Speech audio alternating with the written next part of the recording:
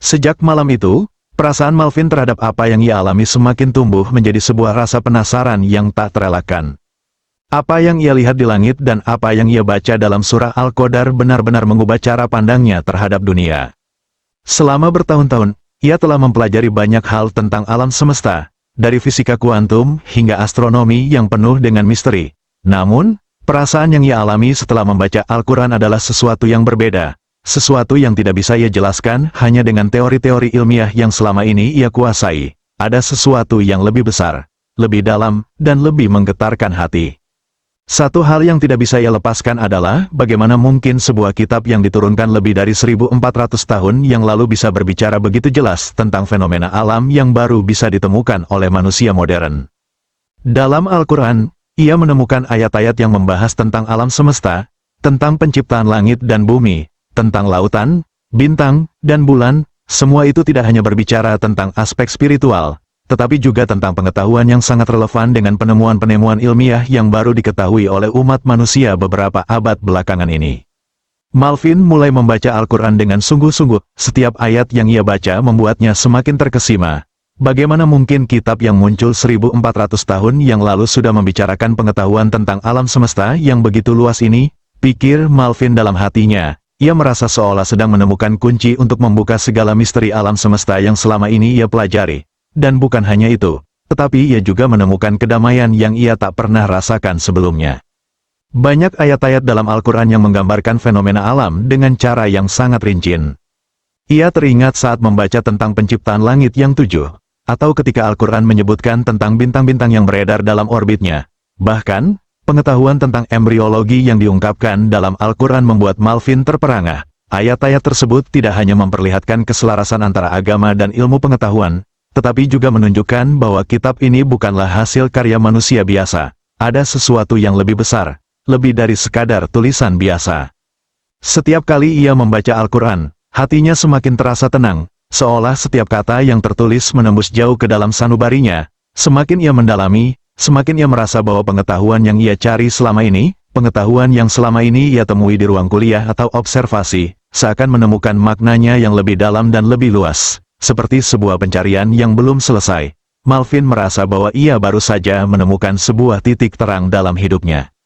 Selain pengetahuan yang mengagumkan, Malvin juga mulai merasa ada ikatan spiritual yang kuat dalam ajaran Islam. Ia mulai mempelajari tentang kehidupan Nabi Muhammad, tentang keteladanan beliau yang begitu mulia, dan tentang bagaimana umat Islam beribadah dengan cara yang sangat khusyuk dan penuh pengabdian. Apa yang lebih menarik baginya adalah bagaimana Islam mengajarkan kedamaian, toleransi, dan rasa saling menghormati antar sesama umat manusia. Semua ini membuat hati Malvin semakin terbuka. Suatu malam, ketika Malvin duduk sendiri di balkon rumahnya, tempat yang sama di mana ia pertama kali menyaksikan fenomena langit yang misterius, ia merenung. Angin malam berhembus lembut, membawa ketenangan di sekelilingnya. Malvin merasa ada sesuatu yang lebih besar dari sekadar apa yang bisa dilihat dengan mata telanjang atau dipahami dengan logika dan ilmu pengetahuan. Ia merasa seolah dirinya sedang berada di jalur yang benar, dan segala pencariannya selama ini menemukan titik terang. Apakah ini yang aku cari selama ini? Pikir Malvin, sesuatu yang lebih dari sekadar teori, sesuatu yang memberi kedamaian hati, sesuatu yang bisa menjelaskan segala yang ada di alam semesta ini. Hati Malvin bergetar, ia merasa semakin dekat dengan Islam, dan semakin yakin bahwa ini adalah jalan yang benar untuknya. Dalam hati, ia merasa seperti menemukan rumah yang selama ini ia cari, tempat yang memberi jawaban atas semua kebingungannya. Ia tidak tahu bagaimana mengungkapkan perasaan itu dengan kata-kata, tetapi yang jelas, hatinya merasa damai, tidak ada lagi kebingungan, tidak ada lagi pertanyaan yang tidak terjawab. Semua pertanyaan besar tentang alam semesta, kehidupan, dan eksistensi manusia kini mulai menemukan jawaban yang lebih dalam. Setelah sebulan mempelajari Islam, Malvin merasa bahwa ia telah menemukan sesuatu yang lebih dari sekadar pengetahuan. Ia menemukan kedamaian, ketenangan, dan keyakinan yang tak bisa dijelaskan dengan kata-kata. Dalam proses pembelajarannya, Malvin mulai merasakan cinta yang tulus terhadap agama ini, sebuah cinta yang tumbuh dari hati dan pikiran. Setiap ajaran Islam, setiap doa, dan setiap bacaan dalam Al-Quran semakin mengisi kekosongan dalam dirinya yang sebelumnya sulit diisi. Pada suatu hari yang penuh ketenangan, setelah berpikir panjang dan meresapi setiap langkah yang telah ia ambil, Malvin merasa saatnya telah tiba. Dengan tekad yang bulat, ia memutuskan untuk memeluk Islam. Malvin mengucapkan 2 kalimat syahadat dengan penuh keyakinan dan ketenangan hati yang mendalam. Aku bersaksi bahwa tidak ada Tuhan selain Allah, dan aku bersaksi bahwa Muhammad adalah utusan Allah.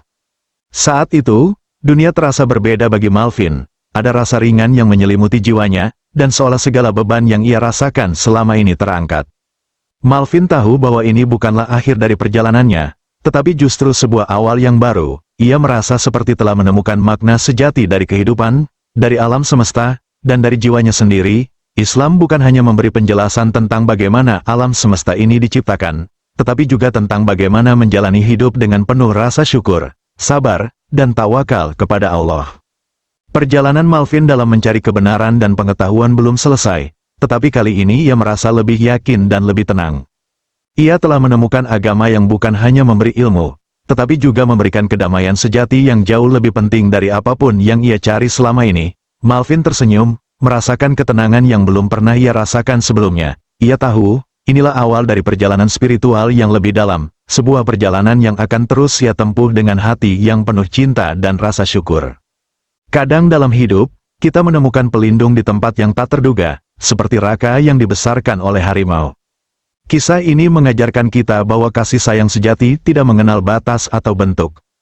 Terkadang, yang kita perlukan bukan hanya perlindungan fisik, tetapi juga kehadiran yang memberi rasa aman, kenyamanan, dan cinta tanpa syarat. Seperti harimau yang setia menemani Raka, kita pun harus belajar untuk memberi tanpa mengharap balasan.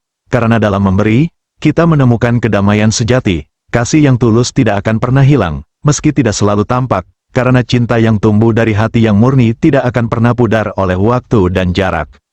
Seperti harimau yang melindungi Raka tanpa pamrih, kita pun harus belajar untuk memberi tanpa mengharap imbalan, karena cinta sejati adalah cinta yang tulus dan tanpa syarat. Kasih yang sejati akan tetap hidup dan abadi, meskipun tidak selalu tampak di dunia ini.